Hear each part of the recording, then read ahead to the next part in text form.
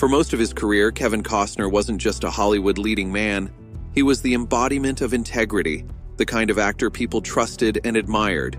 But beneath that calm, reassuring exterior, he harbored a shocking truth.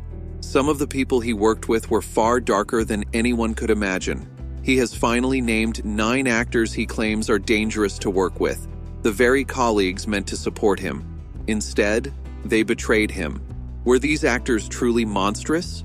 Or was Costner simply blind to the poison growing within his own circle? What you're about to read will change everything you thought you knew about them. Marlon Brando, the legendary figure Kevin Costner steered clear of at all costs. Starting with the biggest name in Hollywood immediately sets the stakes. Brando wasn't merely difficult, he was a whirlwind of chaos, and Costner avoided it completely. Producers recall that as early as 1986, Costner quietly stepped back when Brando's name came up for The Untouchables. It wasn't Brando's talent that frightened him. It was the trail of turmoil that followed the man like a storm cloud. On the set of Apocalypse Now, Brando arrived overweight, rejected costumes, demanded a rewritten ending on location, and forced Coppola to work around his mood swings. Crew members still tell stories of the night Brando tossed script pages into the river, declaring he wouldn't deliver a single line without his approval.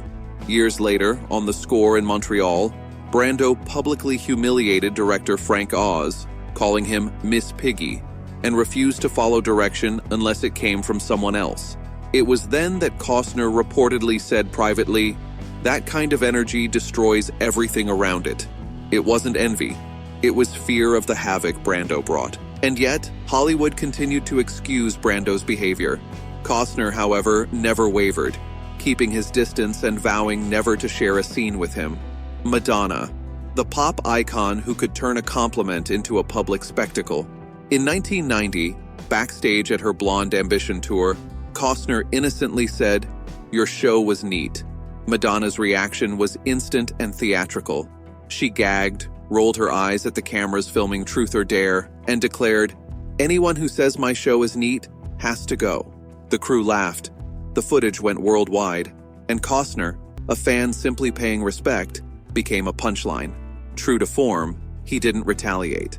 In 1991, when Barbara Walters asked about it, he replied with a tight, measured smile, "I don't care much for her." 7 quiet words that spoke louder than a shout. Madonna never apologized, and Costner never forgot. Hollywood learned that even politeness could be weaponized. Bruce Willis, the man Costner avoided before they even shared a set. By the late 80s, Bruce Willis had already earned a reputation so volatile that Costner refused to work with him. Stories of clashes on moonlighting, stalled productions over minor issues, and on-set tantrums were everywhere. Directors called him soul-crushing. Assistants whispered he stormed off whenever things didn't go his way. The moment Costner's opinion was sealed came in 2010, when a colleague recalled Willis smashing a prop desk during a dispute and bragging that no one could fire him. Costner's verdict was clear. There's no room on his sets for people who destroy everything to prove a point. Hollywood tried to pair them repeatedly. Costner declined every time, not out of fear, but because he refused to clean up someone else's chaos. Alec Baldwin, the man who made Kevin Costner question Hollywood's moral compass. Chaos seemed to follow Baldwin the way discipline follows Costner. The tension between them began long before the Rust tragedy. In 2007, after Baldwin's furious voicemail to his 11-year-old daughter made headlines, Costner reportedly asked a colleague in disbelief, "How does a man talk like that to his own child?" Years of public outbursts followed, shoving photographers, screaming at reporters, and creating such tension on the set of 30 Rock that crew members avoided him at all costs. When new hires were warned to stay out of Baldwin's way, Costner was furious. To him, a set should feel like a professional workplace, not a minefield. The final straw came with the 2018 parking space incident in Greenwich Village. After reading the police report, Costner said what he had avoided for years. Some men don't deserve the second chances they keep getting. With Baldwin, the problem wasn't rivalry. It was the lack of control, the chaos Costner refuses to tolerate. Robert Duvall, a friendship that turned into an unexpected showdown. Nothing prepared Costner for discovering that Robert Duvall, a man he had admired long before Open Range, 2003, could become one of the most challenging collaborators of his career. Their clash began with billing negotiations.